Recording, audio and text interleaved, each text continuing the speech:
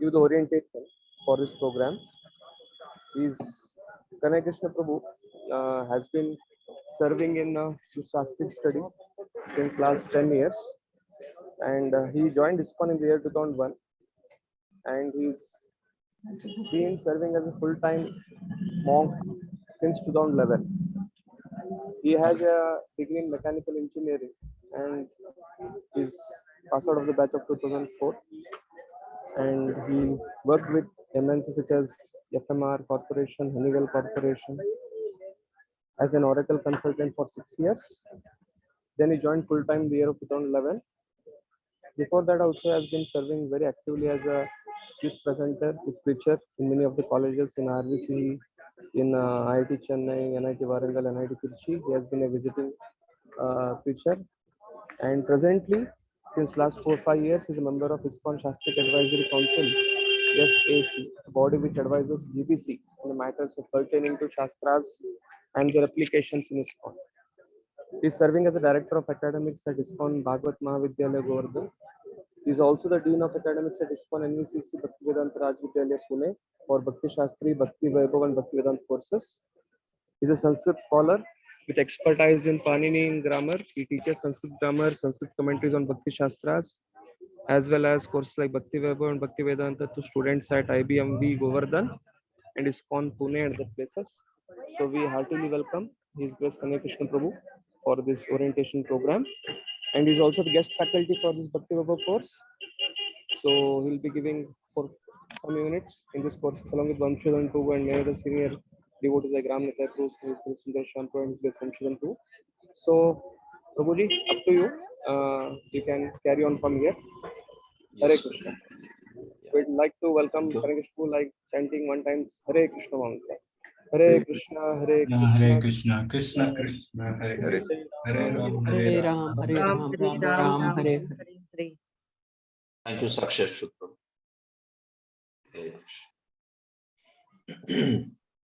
All right, so let us get started. Om Adhyanathibirandhasya Jnananjana Shalakaya Chakshurunmilitam Yena Tasmai Shri Gurave Namaha Shri Chaitanya Manobhishtam Sthapitam Yena Bhutale Swayam Rupa Kadamahyam Dadati Swapadantikam Vandeham Shri Guroho Shri Utapadakamam Shri Gurun Vaishnavamsha Shri Rupam Sagrajatam Sahagana Raghunathan Vitam Tam Sajivam Sadvaitam Savadhutam Parijana Sahitam Krishna Chaitanya Devam Shri Radha Krishna Padan Sahagana Lalita Shri Vishakhan Vitamsha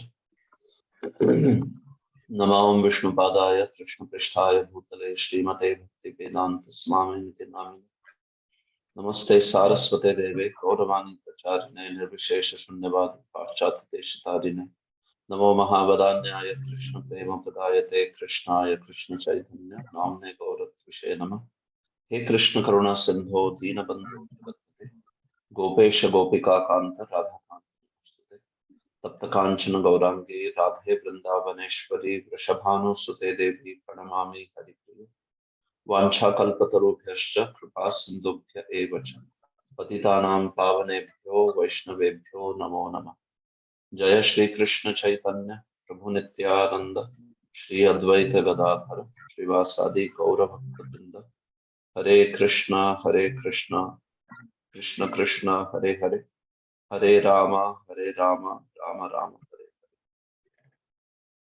Sarva Shastrabdi Piyusha Sarva Vedaika Satpala Sarva Siddhanta Ratnarthya Sarva Lokaika Sarva Bhagavata Prana Srimad Bhagavata Prabhu Kalidhvanto Ditya Shri Krishna Parivartita Ramananda Pathaya Premavarshya Akshadayati Sarvada Sarva Sevyaya Shri Krishnaya Namostume Madeka Bandho Mat Sangin Mat Guru Man Mahadhan Man Nistaraka Mad Bhagya Madananda Namostute Asadhu Sadhuta Dain Patini Chot Chataraka Hanamuncha Kadachin Mam Premna Ratkancha Yospura Srimad Bhagavat Mahapuranam Ki Jai. Just a moment.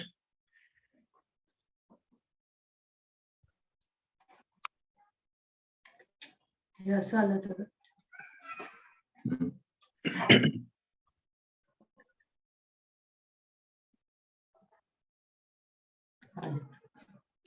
Hare Krishna. Hare Krishna. So, am I audible to all of you? Yes. Yeah, some of you can respond. Yes, Prabhu. Yes, Prabhuji. Yes, Prabhu. Yes. Hare Krishna. Okay, thank you. Thanks, everyone. So, I first and foremost welcome all of you in this orientation session for the course of Bhakti Vaibhava. So, welcome all of you. And it's a very wonderful journey that we are beginning together for study of Srimad Bhagavatam.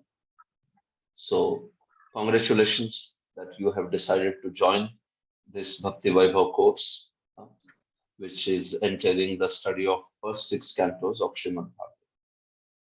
So, in today's session, which is going to be orientation, so I would just introduce the topic, would speak in the beginning about importance of Shastric study, and especially within that Bhagavatam. And then just introduce you to the program, what it is consisting of, the assessment aspect that is involved in the program. And then later, after 1 hour or so, some practical aspects regarding the timing and the upcoming unit and all those will be discussed by the organizers further. Takshi Achyut Prabhu, who introduced me in the beginning, he would be serving as the primary teacher for your batch. So what it means is he would be the one who would be handling the responsibility of your batch. So he would also be involved in teaching, plus he would be involved in the practical aspects of scheduling of the teachers and anything that from student side you have to approach inputs and all. So he is the point of contact, you can say. He is the point of contact for your Bhakti Vaibhava batch. Okay. So, yeah, talking about the importance of Shastric study. See, all of you have done Bhakti Shastri. Once after doing Bhakti Shastri course, then we move on, and then the next course is Bhakti Vaibhava, right? So we are aware about why it is important to study Shastras, right? Prabhupada himself instituted a system in our ISKCON where he himself has given these 4 courses: Bhakti Shastri, Bhakti Vaibhava, Bhakti Vedanta, and Bhakti Sarvabhauma. So Bhakti Shastri is having the study of 4 books. All have done it. Bhakti Vaibhava has canto 1 to 6 of Srimad Bhagavatam. Bhakti Vedanta has canto 7 to 12 of Bhagavatam. And then Bhakti Sarvabhauma has Sri Chaitanya Charitamrita, plus some additional some studies pertaining to Vedanta and also some Vaishnava songs. But primarily it is Chaitanya Charitamrita, study of Chaitanya Charitamrita. So these 4 courses Prabhupada himself has given. Prabhupada very early, as soon as he established ISKCON, Prabhupada started speaking about systematic education, right? So he spoke about these courses and completing these courses and devotees getting certifications, going through these courses. So Prabhupada was very, very keen on systematic education. And there are many, many letters in which he speaks these thoughts, these ideas that he wants to implement very systematic education. So for that purpose only, within ISKCON, we have been trying through all these different institutions like Bhaktivedanta Rajavidyalaya or many other institutions that we have been trying to offer the systematic Shastric education. See, because in our spiritual life, there are 2 kinds of Shraddha. There is Shastriya Shraddha and there is Laukika Shraddha. Srila Jiva Goswami speaks about this in Bhakti Sandarbha. Srila Jiva Goswami has written explanations of Bhagavatam into 6 popular treatises called as Shad Sandarbhas. 6 Sandarbhas, also known as Bhagavat Sandarbhas. So one of them, one of the Sandarbhas is Bhakti Sandarbha. And in that he is speaking how Shraddha is of two kinds. There is Shastriya Shraddha and there is Laukika Shraddha. So Shastriya Shraddha is scriptural faith, while Laukika Shraddha is conventional faith. So when we come to devotional service, why is that we are following devotional service? Why is that we are practicing devotional service? Is it because, well, my friend practices bhakti, so I also practice. I was introduced to Krishna consciousness by my dearmost friend. And so because he followed, so I also follow. Or my parents are devotees, so I am also devotee. My family tradition is of Vaishnavism, so I am also a Vaishnava. So this sort of faith is called as Laukika faith. It is conventional faith. Because of practicing something, because your dear person does it, your friend does it, your parents do it, or all such sort of things. Being part of a certain section of society. So we are doing it. So that is called as Laukik Shraddha. It is a conventional faith. But that faith is only useful in the beginning. From there, the faith should go to Shastriya Shraddha, where we practice bhakti because we understand the Shastra, we understand the concepts which are given in Shastra. And Shastra remains the foremost inspiration for practice of devotional service. So that is called as Shastriya Shraddha, where the Shraddha is not just dependent on, well, any of these conventional items, but it is dependent on, now it is solidly founded in Shastra, because you understand Shastra, you have read, understood, very nicely assimilated the subject matter, and then based on that understanding of Shastra, your faith is very, very strong now. That is called as Shastriya Shraddha. So for that end only, we see all these courses Prabhupada gave us, so that our Shraddha does not just remain Laukika, but it remains, it first becomes and then it remains steady on the level of Shastriya Shraddha, like that. So scriptural faith. So unless and until we study Shastra, how we will have scriptural faith? So that's why so much Shastra is given to us, right? It is very inspiring that all of you have joined Bhakti Vaibhava. Sometimes devotees, they feel like, oh, okay, we have taken path of bhakti, so now enough. A lot of study we already did in academics, now we don't want to study further. Enough study, right? They think. Bhakti Shastri, sometimes somebody is doing Bhakti Shastri, he completes it, he gets the certificate, he feels like that's it, perfection of life is achieved. I got Bhakti Shastri. Now I am not going to study further. My 25 years of my life, I have been studying only. So that kind of approach, that is not very compatible with Vaidhi Bhakti. How does Srila Rupa Goswami define Vaidhi Bhakti? You know the definition of Vaidhi Bhakti. You have studied in Bhakti Rasamrita. Rupa Goswami says, Yatra raga anavaptatvat pravrutti rupajayate shasane naiva shastrasya sa Vaidhi Bhakti ruchyate. If you see Vaidhi Bhakti's definition given by Rupa Goswami, he says that Yatra raga anavaptatvat. The person has not achieved raga in Vaidhi Sadhan Bhakti. Raga means very spontaneous attachment for Krishna. So one has not achieved that raga, anavaptatvat, but pravrutti rupajayate. But still there is a great desire, a great urge is there to serve Krishna, to serve Vaishnavas. So there is no raga, spontaneous attachment, but still there is a great inspiration to serve Vaishnavas, serve Lord Krishna, perform devotional service.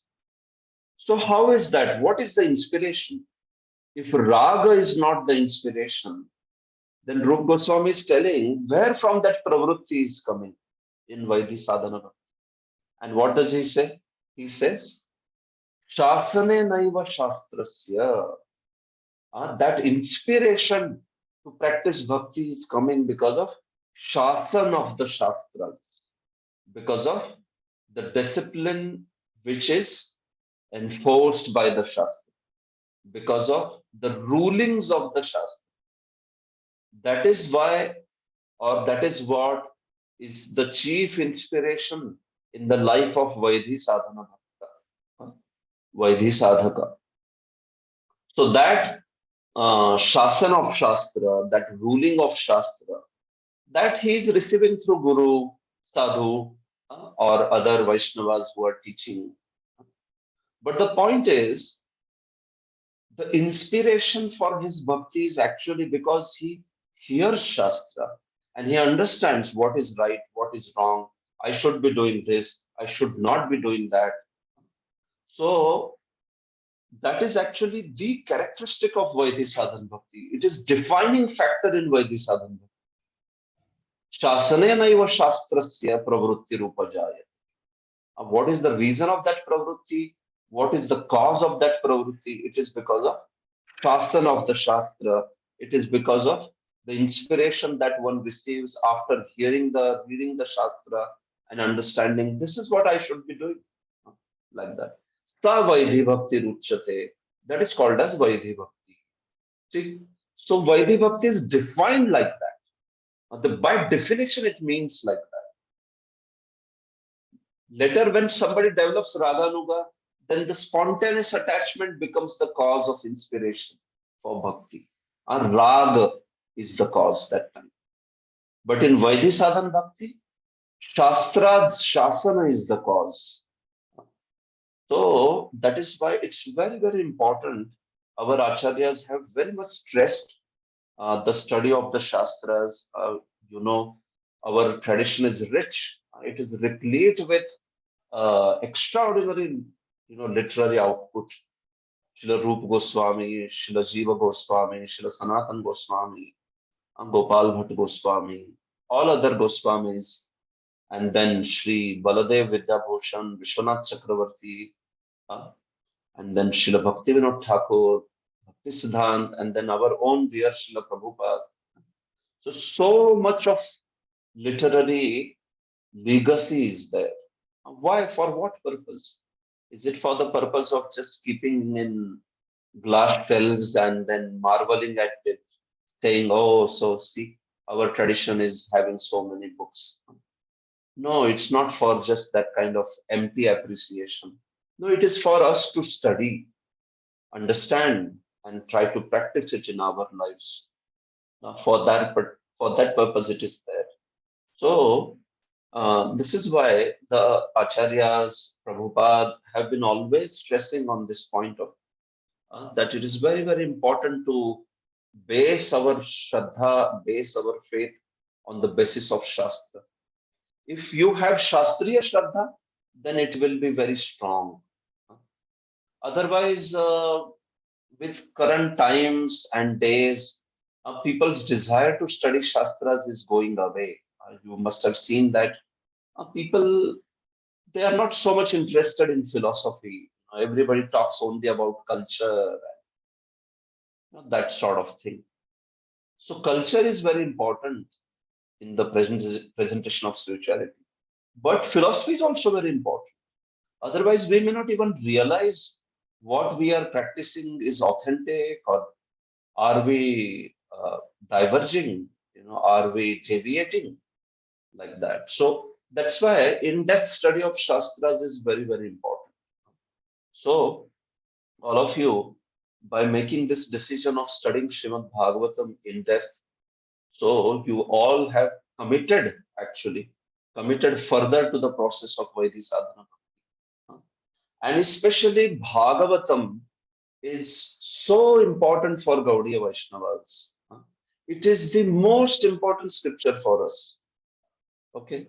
Actually, study of Bhagavad Gita and all, that is all fundamental, so that we come to the understanding we come to the study of Srimad Bhagavatam.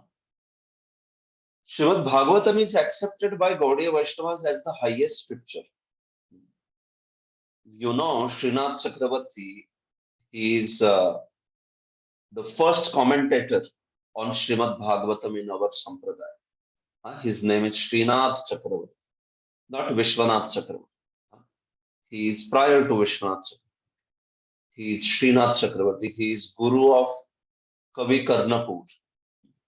And he wrote a commentary, first commentary on Bhagavatam in our Sampradaya. A commentary which is basically the first commentary, Sri Chaitanya Mata Manjusha. And in that he has, in the beginning, he has summarized the whole Gaudiya Vaishnava Siddhanta. So you know this verse. This is basically his composition.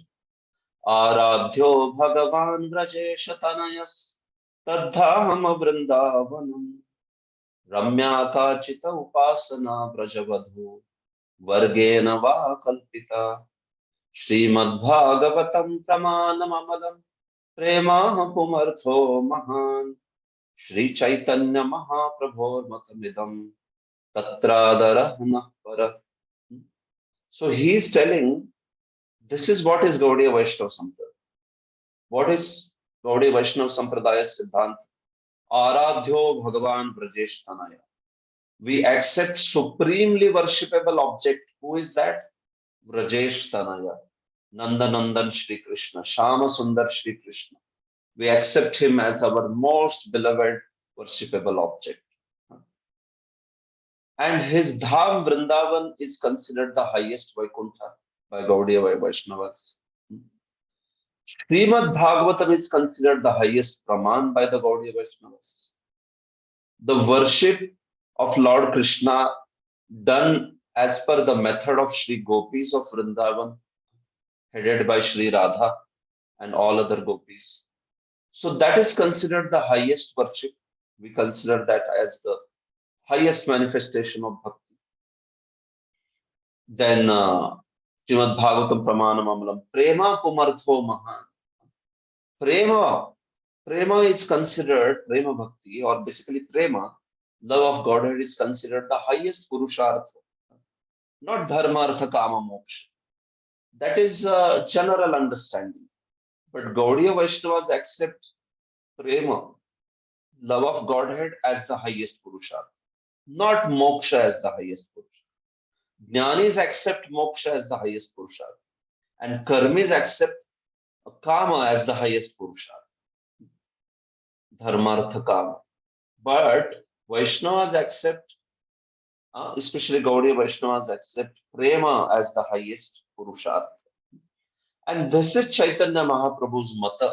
Sri Chaitanya Mahaprabhor Matamidam Tatradara Napara. We have supreme respect for this opinion. Nahapara Hadara Tatra.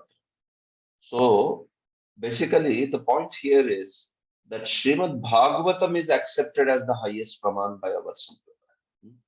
And Srimad Bhagavatam, how much it is commented by our Sampradaya, no other Sampradaya has commented. See, I am part of Shastric Advisory Council, and I am into Shastric studies and teaching of various commentaries on Srimad Bhagavatam, Sanskrit commentaries.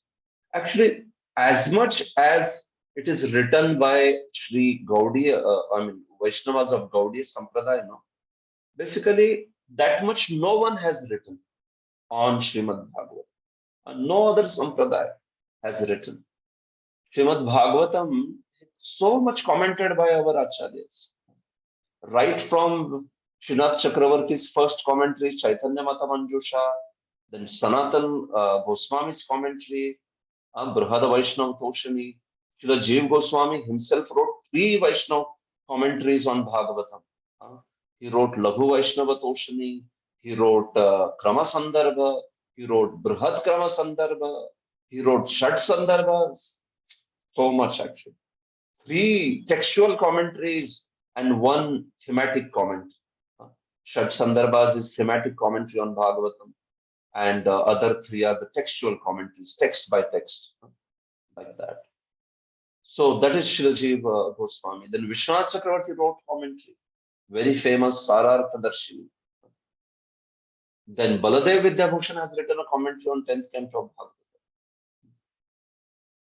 Then Sri Bhaktisiddhanta Saraswati has written commentary on Bhagavatam.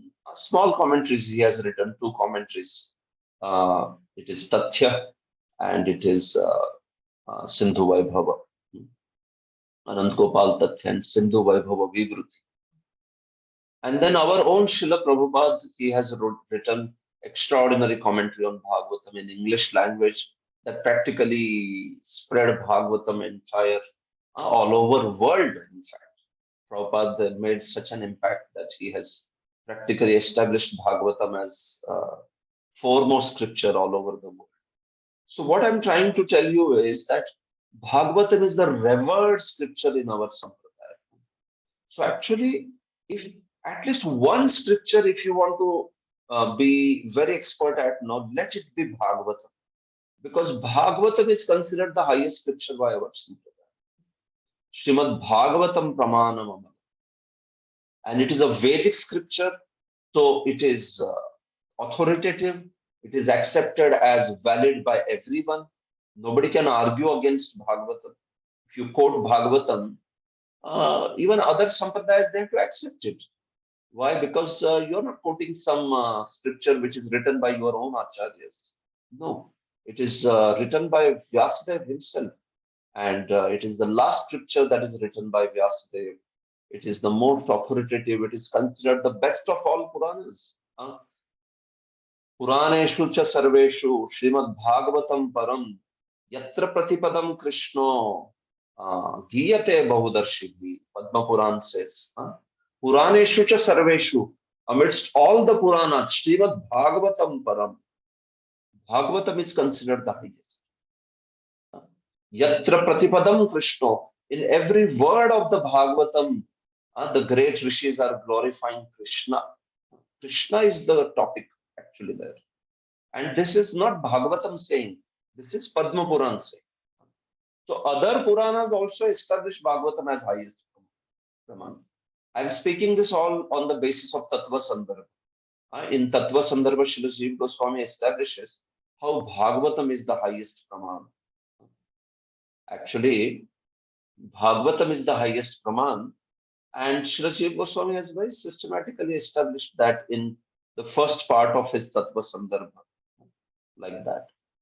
Garuda Puran also glorifies Bhagavatam as the highest.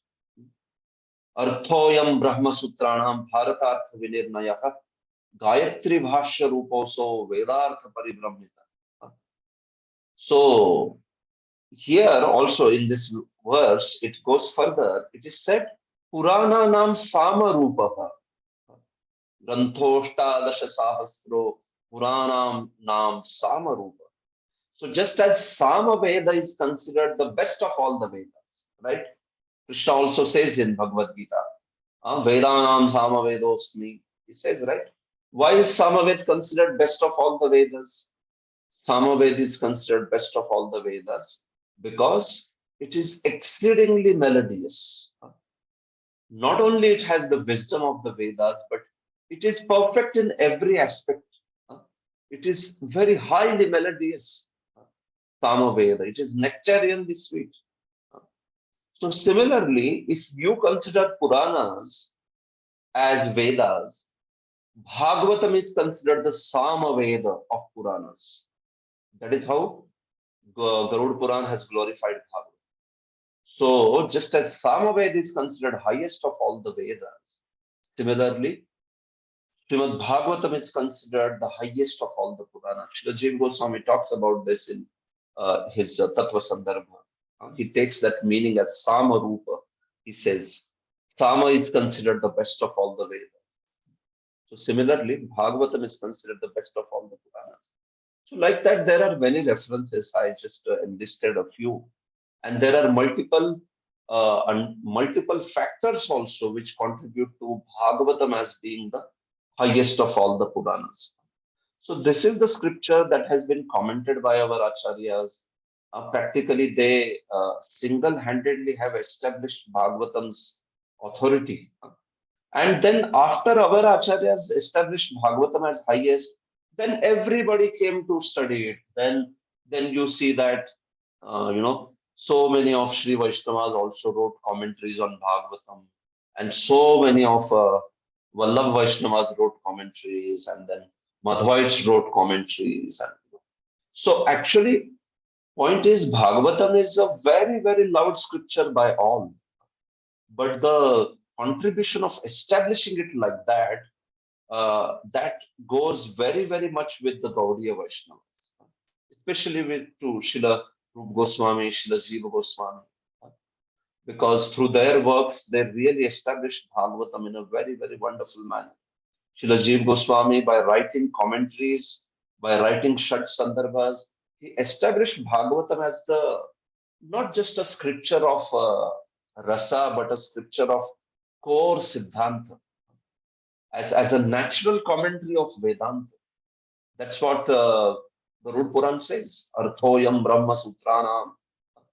Srila Jiva Goswami has translated that as a natural commentary. Akritrim Bhashya, he says.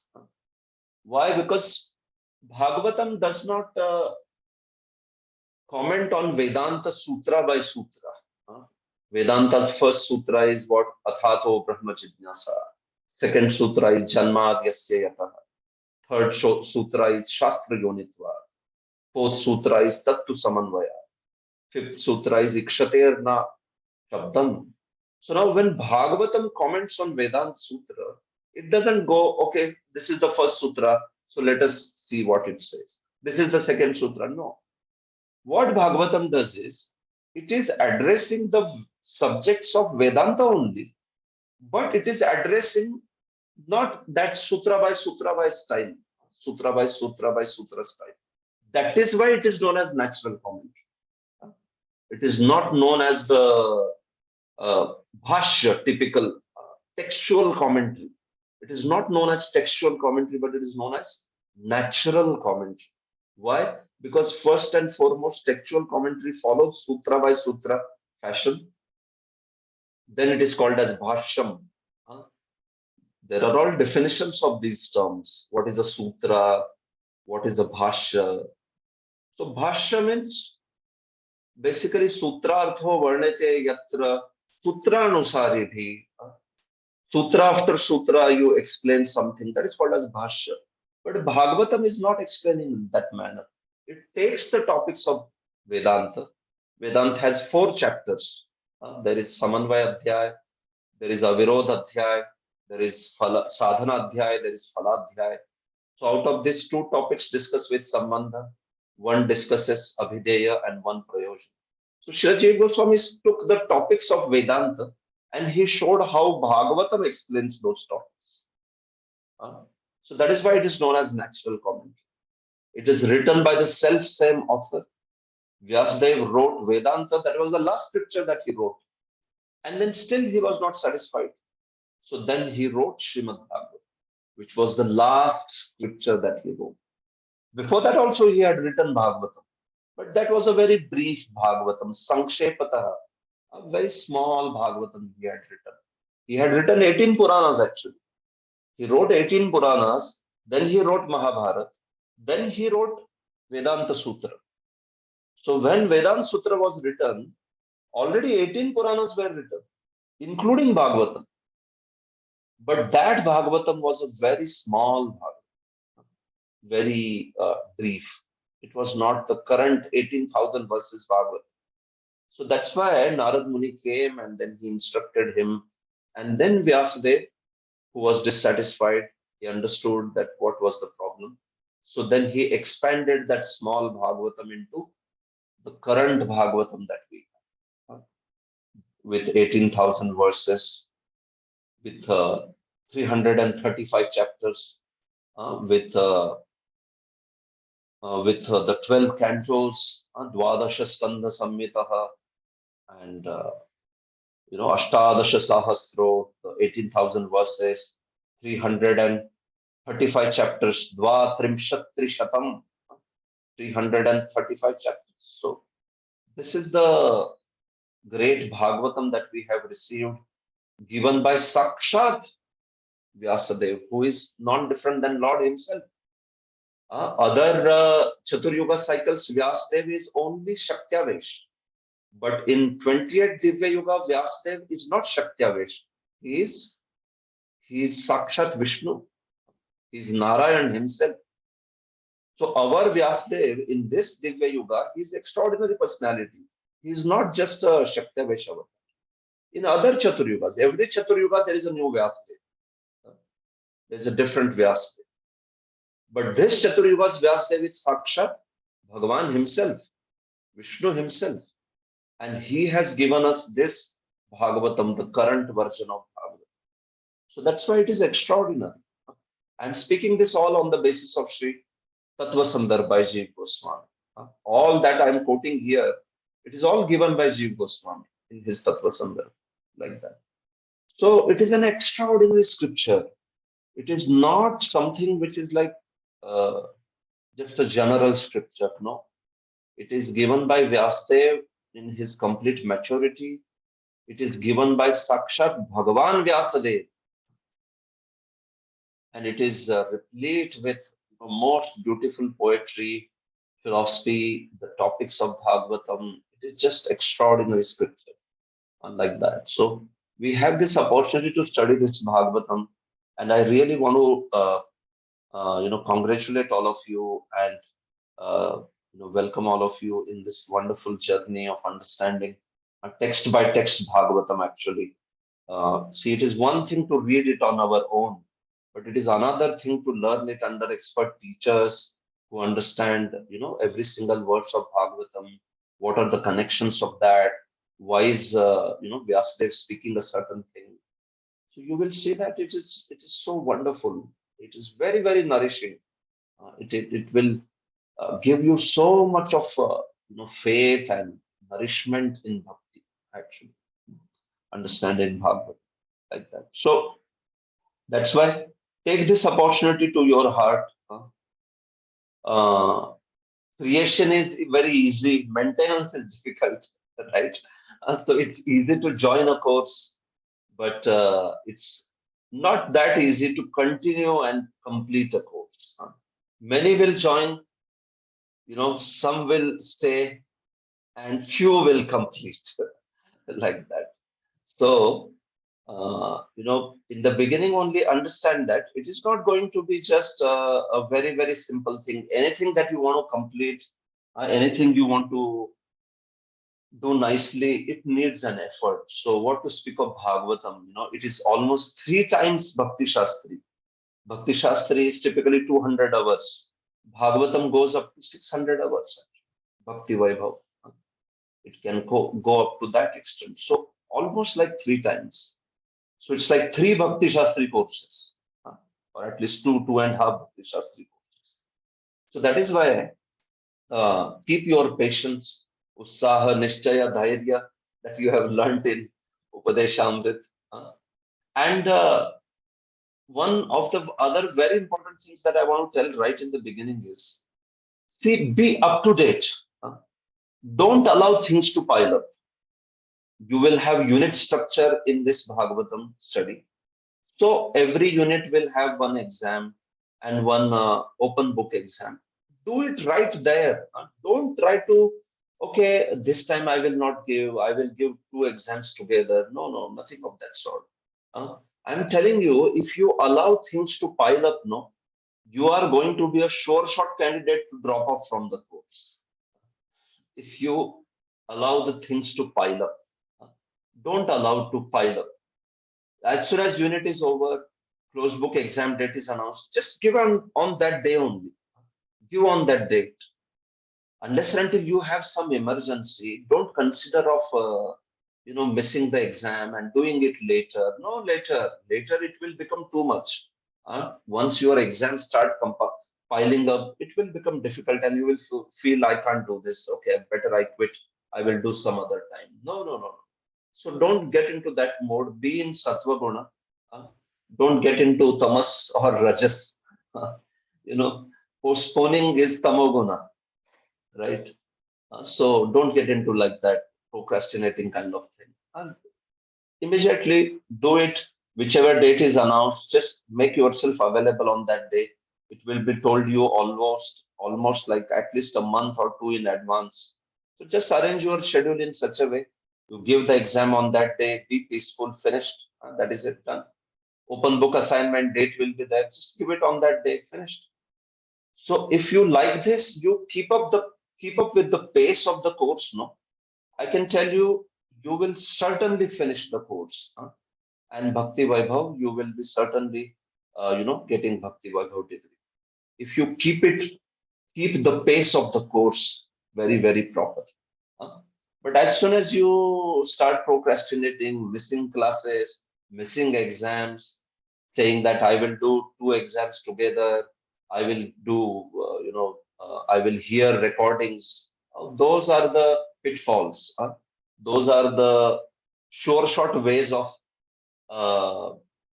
spoiling your enthusiasm for the course, actually. So that's why don't do that. Be there for the classes. We expect minimum 75% attendance. So minimum 75% means minimum. Sometimes we say minimum 75, devotees take it that, oh, means we want 75% only. If I do 100% attendance, it will be an offense. If I have 100% attendance. So, see, minimum 75% we say. Actually, you are supposed to attend all the classes, 100% attendance. I know there are some students who will have also. They will have 100% attendance. But many start taking things for granted and they think like, okay, anyway, 25% we can miss, no? So, okay. So you may miss classes and still 75% attendance may be there, but you will lose on the understanding aspect, no? You will lose on explanation of those verses and the understanding aspect. So that's why, although attendance criterion is 75%, I would urge you that please don't miss classes. Attend the classes. Make sure you arrange your life in such a way that you don't miss the classes. There are going to be fixed number of days and timings. So you arrange your life around that in such a way that you don't miss the classes. Because once you start missing the classes, then there is no good link of the subject. And then you feel like, oh, I'm not understanding. So better, okay, I can miss it. I can hear recordings later. Recordings, I have hardly seen anybody hearing. Once missed is most of the times missed only. People, there is hours and hours of recordings which people want to hear. But actually, I see that they never get the opportunity or they never take out time to hear. It just stays there, recordings. So recordings will be there. They will be made and they will be made available also. But I would request you be in the live classes. With the time and age of online classes, let us not allow the quality to go down. I have seen that these days, nobody wants to come in live classes. See, already online is sort of convenience, right? You can sit at your own place and you can peacefully attend the classes. So now within that also, if people want to hear only recording, actually that is not first and foremost approved also by Board of Exam. Board of Exam doesn't allow anyone to hear recordings and complete classes. That is unacceptable actually. And secondly, actually, if you miss classes, they are like missed only. They usually it becomes difficult later to attend. So that's why have the good habit of coming in live classes. Sometimes some emergency is there, that is understandable. So if you miss one class once in a while, that is okay, that is understandable because of some emergency, it may happen. But otherwise, no, don't make it a habit of just making sure that somehow 75% attendance is there. That's it. At 25%, I very much make sure that I can miss those classes. No, don't have that kind of attitude. No. Attend all the classes, be attentive, understand subject matter very, very nicely, like that. So then the whole course will not be a burden for you. It will be a joyful affair that you can, happily go through the course. Time to time, everything is submitted time to time. So there is no pressure felt. You can peacefully go on with the course like that. Okay. So that is what those general, recommendations that I want to do to you. If you want to do this course, very, very nicely like that. So just to give you a brief idea about the course structure. So the entire 6 cantos of Bhagavatam, they are divided into 32 units.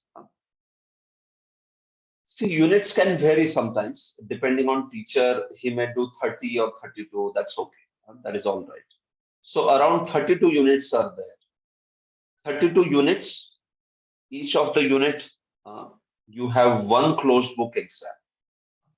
So 32 units means 32 closed book exams. A closed book exam is typically of 50 marks. So as soon as your one unit is over, it will all be given to you.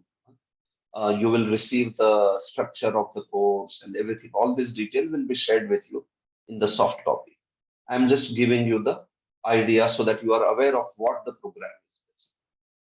So the course, basically it has around 32 units. 6 cantos are divided into 32 units. And each unit has one closed book exam and one open book exam. Meaning you have a closed book exam of 50 marks.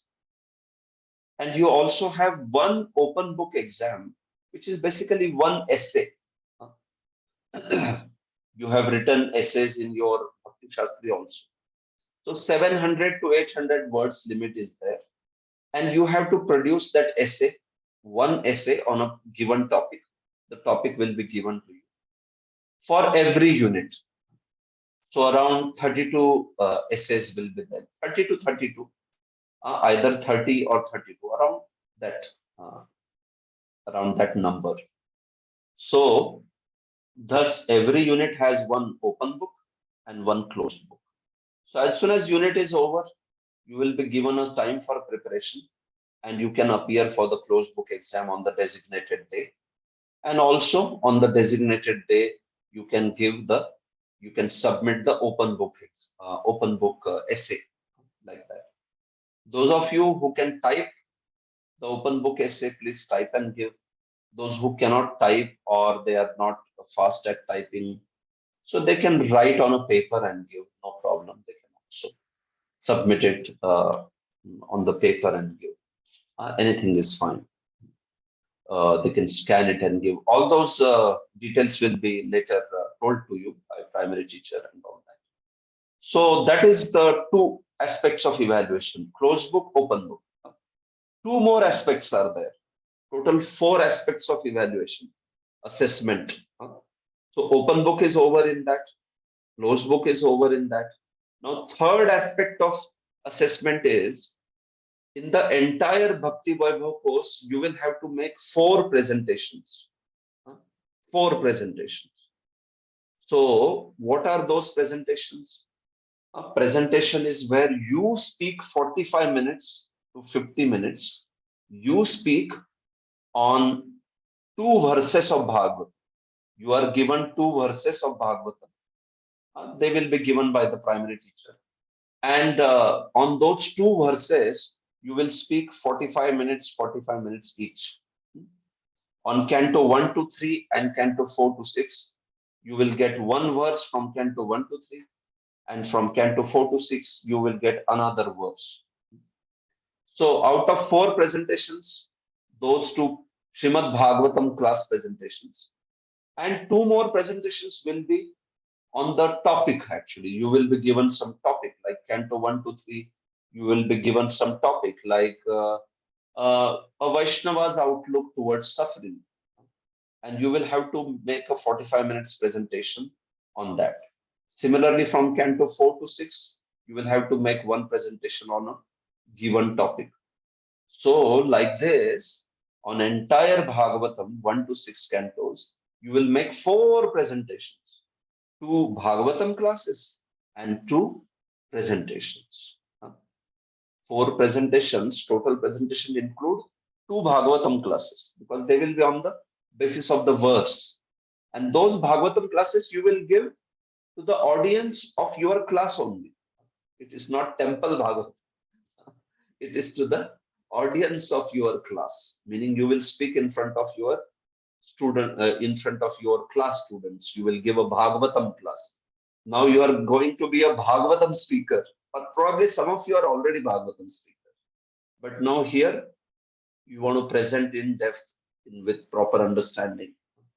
So this is a forum to prepare you to speak Bhagavatam.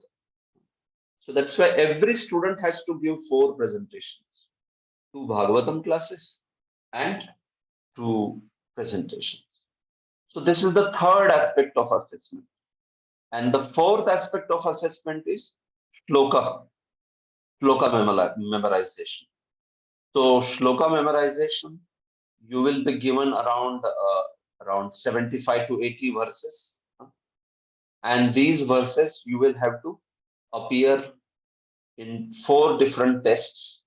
You will have to appear. So something like, you can say, around 20 verses per test. You will appear shloka memorization. 20, 20, 20, 20, like that. Okay. So you will have to recite the verse, and you will also tell the meaning of the verse. It is not a written exam. It is oral. Shloka recitation is an oral exam. So the teacher will ask you to recite the verse, and you will also tell him the meaning of the verse. So that is the shloka recitation. So in the entire Bhakti Vaibhava, you will have to memorize up to 80 verses, around 80 verses, 75 to 80. There will be multiple tests, not that you have to do all 80 at once. No, it will be split into multiple tests, around 4 tests. So thus, these are the 4 aspects in Bhakti Vaibhava. There is closed book exam, there is open book exam, there is presentations, and there is shloka memorization. This is what is the assessment program, like that. So that is all basically that you have in this Bhakti Vaibhava program. 75% attendance, minimum 75%, and passing all these assessments qualifies you for getting the Bhakti Vaibhava certificate, which is a very valued certificate in ISKCON. You can be accepted as an official Bhagavatam teacher if you have completed Bhakti Vaibhava. So it is a very important degree. It is a degree also that helps one to also qualify for Brahman initiation and other things, depending on, of course, temple systems and all that. But at least from the Shastric side, it prepares you as a Brahmana. You are well grounded in Siddhanta if you have undergone Bhakti Vaibhava course and you have completed it successfully. So that is the expectation from Bhakti Vaibhava students. All throughout this course, the teachers will be available to you. So you can approach, you can learn from them. Sakshi Achyut Prabhu will be the foremost person who will be available to you in order to solve your queries or for any other help that is needed with the course, like that. So it's just that you make sure that you follow all these expected norms and do it sincerely. Don't do it half-heartedly, or don't do it like just namesake. Certificate of Bhakti Vaibhava, that should be your least inspiration to do it. You should do it primarily for understanding Bhagavatam, relishing Bhagavatam, and practicing it in our lives so that we can feel greatly strengthened in bhakti. And if you do other aspects of assessment and all, any certificate is not going to go anywhere. You will get that anyway. That is just a fallout.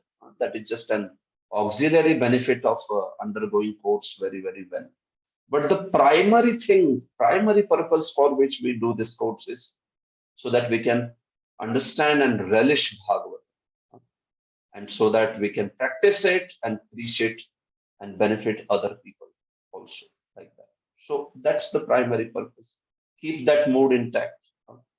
On this day, pray to the Acharyas, pray to Srila Prabhupada, and pray to all our entire Sampradaya, Parampara, right from Sri Chaitanya Mahaprabhu and all the Gaudiya, Shad Goswamis and all our Acharyas, Vishwanath Chakravarti, Baladev, all the way up to Bhakti Siddhant and Srila Prabhupada and our own Guru. Pray to them that this wonderful journey of study of Bhagavatam, it gets completed without any obstacles. Nirvighna Samsiddhi, Nirvighna Samapti, that we are able to complete this journey. Of study of first 6 cantos, and then we move on to the 7 to 12, right? Bhakti Vedanta. Then you move on from Bhakti Vaibhava to Bhakti Vedanta, actually. Most wonderful fallout of this program will be all of you join Bhakti Vedanta. After doing Bhakti Vaibhava, you are so inspired and you are so happy that you also are part of Bhakti Vedanta. Like that. Okay.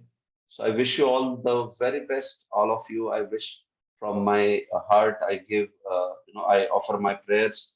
I am here at Sri Govardhan Dham right now. So I pray to Sri Giriraj Ji, Sri Radha Shyam Sundar, Sri Gaunitash, Sri Krishna Balaram and Prabhupada Ji, that all of you, you find this study of Srimad Bhagavatam through Bhakti Vaibhava course as very deeply relishing, as extremely satisfying, pragmatic, practically helping you, and also as a very, very useful aid for your teaching. So I thank you all very much for joining this course again. Hare Krishna. Srila Prabhupada ki jai. Srimad Bhagavat Mahapurana ki jai. Hare Krishna. Hare Krishna. So, just in case anybody has any quick question, they can ask me right now on what I discussed. If there are no questions, then I will hand it over to Sakshi Achyut Prabhu, and then further announcements can be made. But do any of you have any question on what I spoke just now? Any quick questions? Hare Krishna Prabhuji, I have one. Is that Vinay Nilambar Prabhu? Yes, Prabhuji. Yes. Okay. Yes, Prabhu. Yes. So Prabhuji, with the Bhakti Shastri course, we used to get some question like a Purva Swadhyaya, which used to help us on preparation. So are we going to get similar here? Yes, Prabhu. There will be certain questions for your closed book exams. You will get the question bank before, and 80% of the questions will be from that question bank only, Purva Swadhyaya kind of questions, and 20% will be surprise. So 80% of questions you are like already aware. 20% maybe at most 20%. Something between 0 to 20% will be surprise questions based on the purport again, not anywhere outside. Based on the purport. Okay. Any other question? Yes, Prabhuji. Is that Anush Prabhu? Yes, Prabhuji. Yes, Prabhu. Like, how will be the study of the Bhagavatam? Like, will be discussing verse by verse, then Acharya commentary, or like how it will be? Yeah, Prabhu, here because we will involve multiple teachers, so there will be certainly an individual style in which everybody will teach, but certain principles are common in every teaching because it is a course, Bhakti Vaibhava. I can tell you, yes, we will go verse by verse, and you will read Prabhupada's, translation of that, and Prabhupada's purport will be discussed very, very properly, what all points he is making. So now, depending on the teacher, if the teacher is well versed with commentaries, they will also speak from the commentaries to give a deeper insight in what Prabhupada is speaking. Sometimes, because there is variety of teacher, just in case teacher is not so much comfortable with commentaries, so he may focus on Prabhupada and he will make sure that justice is done to Prabhupada purport. So every teacher, Prabhu, brings his own sort of subjective style, but Prabhupada's purport, we will make sure that they are covered very nicely because course is primarily study of Bhaktivedanta purports to Srimad Bhagavatam, Canto 1 to 6. And whenever teachers who are having expertise in commentaries will come, they will certainly share a lot from commentaries. Like I am also as a guest faculty here. Whenever I will come, I will certainly share a lot of insight from Sridhar Swami, Vishwanath Chakravarti, Jiva Goswami, and then also Prabhupada's purport like that. So that is how it will be, Prabhu. Okay. Yes, Guruji, thank you. Guruji, one more small thing, like you mentioned 32 units, and so that seems like every month we will have like open book and closed book method. Yeah. Actually, the structure will be shared with you, Prabhu. Now, after this, no, Sakshachut Prabhu will share with you how it's going to happen, because I think your timings and all those things you will need to know also. So based on how many days the classes are, so we'll get the idea of that whole thing. Usually, typically, it is like every month one unit is there, but depending on the timings that all of you have chosen, so primary teacher will share with you all those things. Yes, Yashika Ahuja Mataji. Hare Krishna Prabhuji, Dandat Pranam. Prabhuji, you have mentioned certain commentaries from the previous acharyas. So every time we hear there will be some maybe some might be some previous acharyas commentaries where we can find those books, or are they preserved in ISKCON somewhere? Yes, Mataji. So there are two commentaries. See, basically these commentaries are in Sanskrit, out of which two commentaries have been translated in English. So they are available in English. They are translated by one ISKCON Sannyas, His Holiness Bhanu Swami Maharaj. So the soft copy of those commentaries is also available. So it can be made available to you. Or if you wish to purchase hard copies, they are also available in places like Vrindavan or Mayapur and all these places. So two commentaries are translated in English, so you can read in English.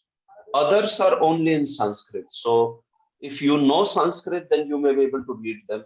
But if you don't know Sanskrit, then you can refer to those English commentaries and you can read translations, you can find them. So two are translated, Vishwanath Chakravarti's commentary and Jiva Goswami's commentary. So they can be made available. There is no problem. We can share that with the students. That's okay. Okay. The other 10 commentaries, they are only in Sanskrit. So, those who have learned Sanskrit, they can study and they can explain it. They have not yet been translated in English. Like that.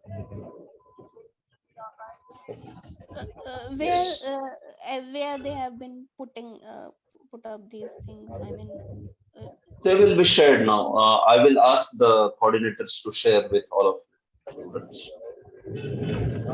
You will receive the soft copy of that. No problem. It is just available everywhere, so we can share with you all. No problem. Those can be shared. Okay, so I think that's all we have for today. So again, all the best to all of you. Thank you very much for joining this session of orientation. So now Sakshachut Prabhu will take it forward. I will take leave of all of you. Hare Krishna. So see you soon. I will also be there. I will come as teaching for some of the units. So I look forward to spend some time with all of you in this wonderful discussion of Bhagavad. Jai. Srimad Bhagavatam ki jai. Thank you so much, bro. Sakshachut Prabhu, I can take your leave now? Yes, Prabhuji, thank you so much. Am I audible, Prabhuji? Yes, you are. Yes. So, thank you so much for creating the attitude, not only just attitude, need for Shastric study, and we should not take it like a mundane study, but not for certification, because Acharyas have given such immense wealth, speaking from Tattva Sandarbha and other Sandarbhas, quoting the history of Gaudiya Vaishnavism, of how to learn Bhakti Vaibhava course.